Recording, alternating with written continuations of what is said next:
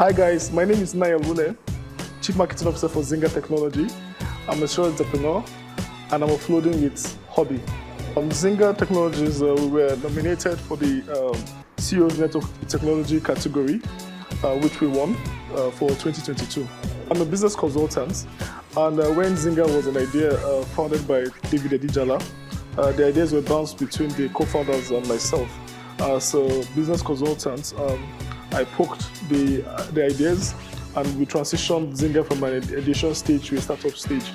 Well, we got our first seed funding from investors, and then it's been beautiful and an interesting journey from them. I was offered the role of Chief Marketing Officer to build and grow the customer base and be able to be the chief evangelist of the beautiful things Zinger has to offer. So Zinger was basically inspired by the gap and the challenges that a lot of businesses face.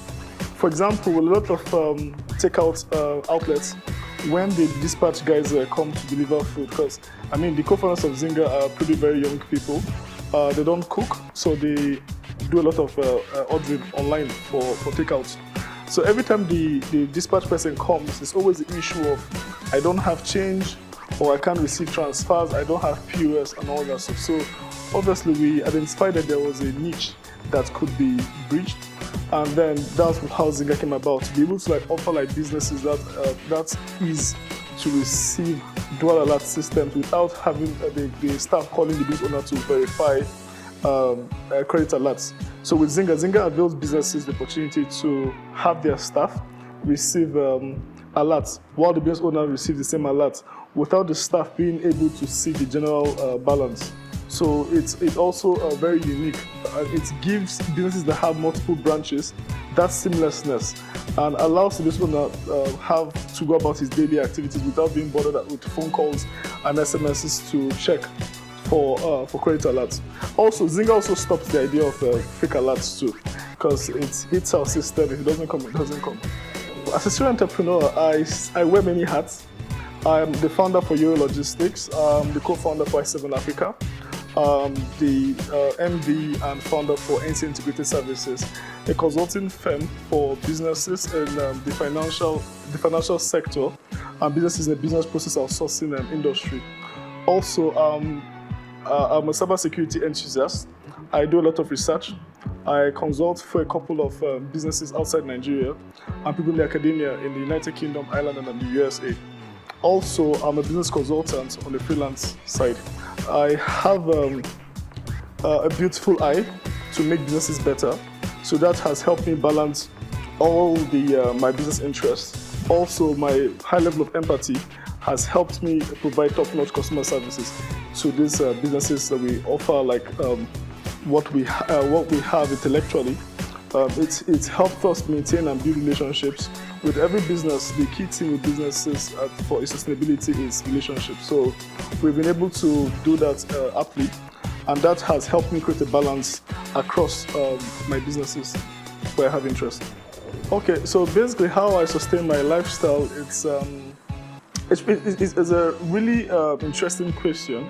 I do a lot of this and that in the sense of a lot of investments, savings, and a lot of spending. As a serial entrepreneur, basically, I have no choice but to be in the lifestyle space in a subtle way, while not trying to get all the attention, trying to unwind and ease and integrate all that together, and making sure that I don't go broke while doing that. So in sustaining lifestyle, I have a support system with very close cycle friends, where we sort our financial excesses in a lot of ways while still doing businesses together and creating investment opportunities for ourselves. So yeah, so that's how I've been able to create a level of sustainability for myself and my lifestyle. When I'm stressed, my go-to is to sleep. So every time I'm stressed, I just go to sleep, or I just go out, dance, have a good time with friends.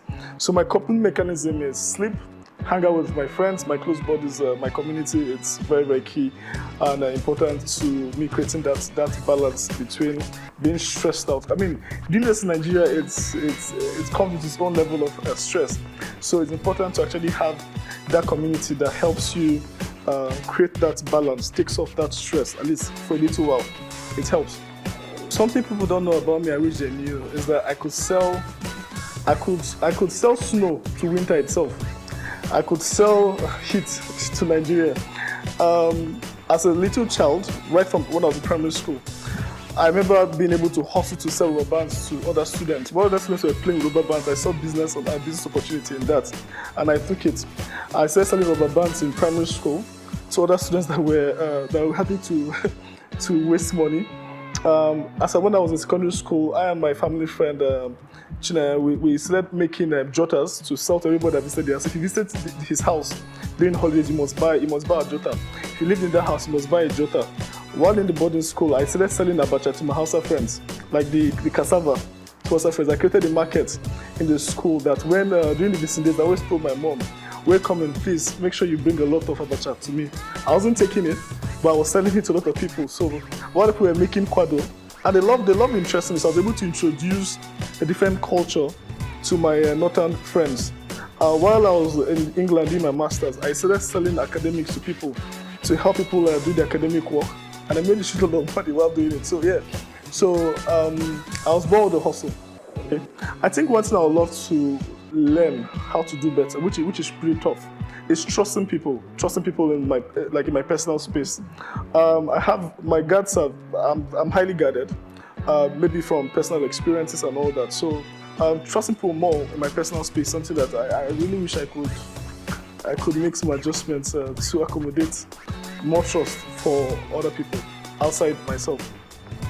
So despite my shortcomings in trusting people with business and working with people, I have learned sometimes you just have to trust people to be people. People can do what they need to do or fail to do what they need to do. So with staff, I always use the McGregor's theory X and theory Y approach in my engagements with staff.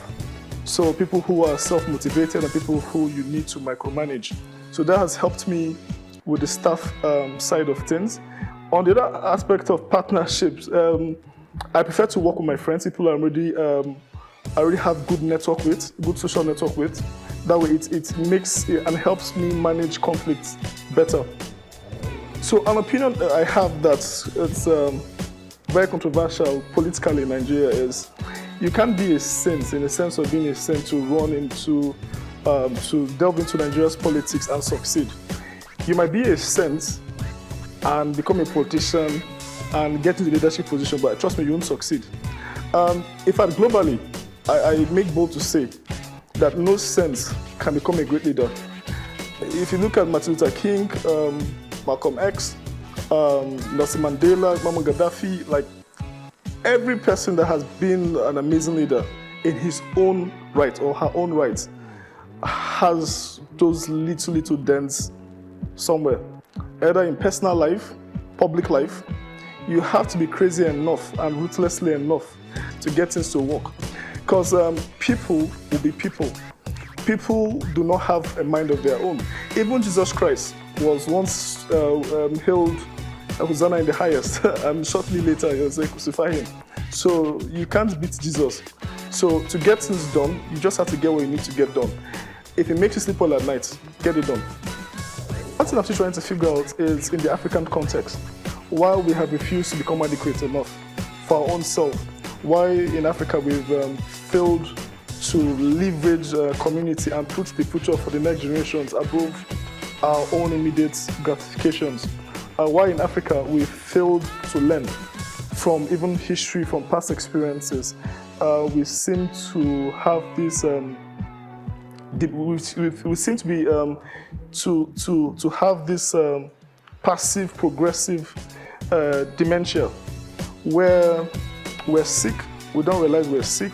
When people let us know we're sick, we castigate them, we counsel them, we break them. When they are gone, we remember them and celebrate them after they are gone. So try to figure out, like, why do we celebrate people in Africa after they are gone? So one major challenge as a serial entrepreneur I have is work-life balance.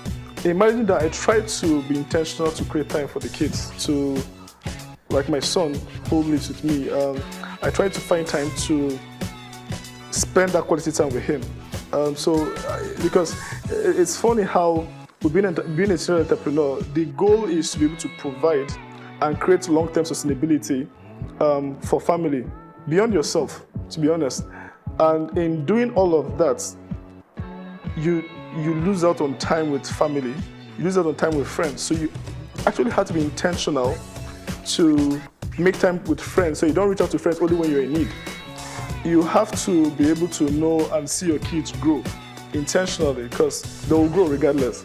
Whether you're there or you're not, they're going to grow. So I've managed mine by being intentional with the time I spend with my friends and family. As the Chief Marketing Officer for Zinger, the major challenge I have is balancing the customer side, the tech side, and managing the growth process with its own challenges. Because trust me, with every business, at every point you're trying to grow, it fluctuates. At every point you get, there are new challenges that come. Like when you get to a level, you unlock a new level of hardship. So, as Chief Marketing Officer of Zinger, it becomes my responsibility to make sure while the customers are happy, I have the tech guys on their toes, making sure that they deliver products that fit what the customers are happy to continue using. Because at the end of the day, that becomes my performance indicator.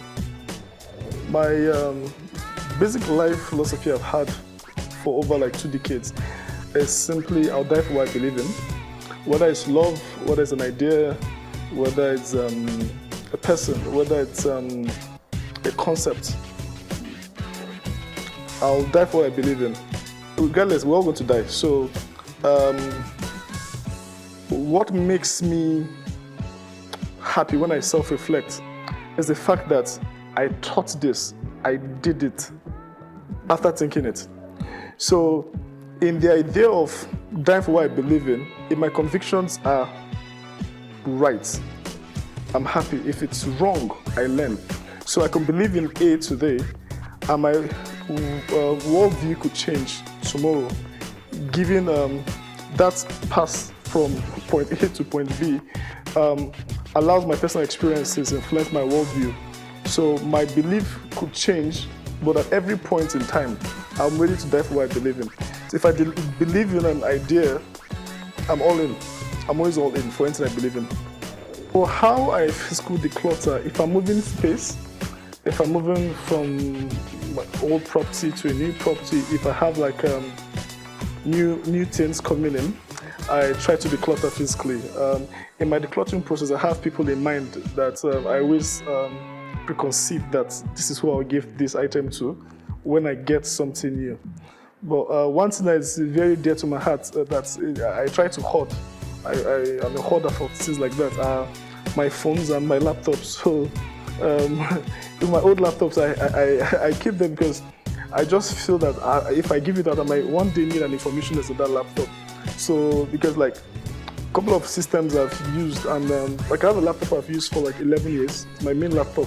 I've used it for 11 years without having to go for repairs. So I remember one time I misplaced laptop in Lagos. I went to Lagos for a project, and I remember how I felt sick immediately, and I was able to find the laptop. So it's not as if I can't change the laptop, but I just feel that I have so much that the laptop has been my body. It's been my body for like a very long time. So mentally, I'm not there yet to change that. Sometimes I declutter after there's a new change in my life. I just declutter as a coping mechanism. So that's how I physically declutter. Mentally, like with clothes, it's easy to give out clothes, shoes. Like those are the easy parts. Those are the easy parts. But like my gadgets where I have personal memories, tangible memories in the sense of documents, pictures, videos. It's tough. It's a struggle mentally to let go of. But I do let go of them when I can. Decluttering mentally, I see anger as a good thing. So when I get angry, it helps me mentally declutter. I spontaneously get to that eureka point where I figure things out when I'm angry. So when I'm happy, I'm just jolly good. I'm just jolly good. Just yeah. When I'm angry, it gives me that space I need mentally to declutter. So yeah. So I use anger a lot of times to declutter. Anger is a good. I've been able to make anger a good emotion for myself. So rather than me project, I just withdraw to myself and figure out what I need to mentally take out, what I need to bring in mentally, and it makes me it makes me a better person. So I'll be uploading on HoBeei, so just check out my profile to see what I'll be decluttering on HoBeei. Good luck. Hi, my name is Nnanyelu Nwune, Chief Marketing Officer for Zinger Technology, a serial entrepreneur. I just uploaded with HoBeei.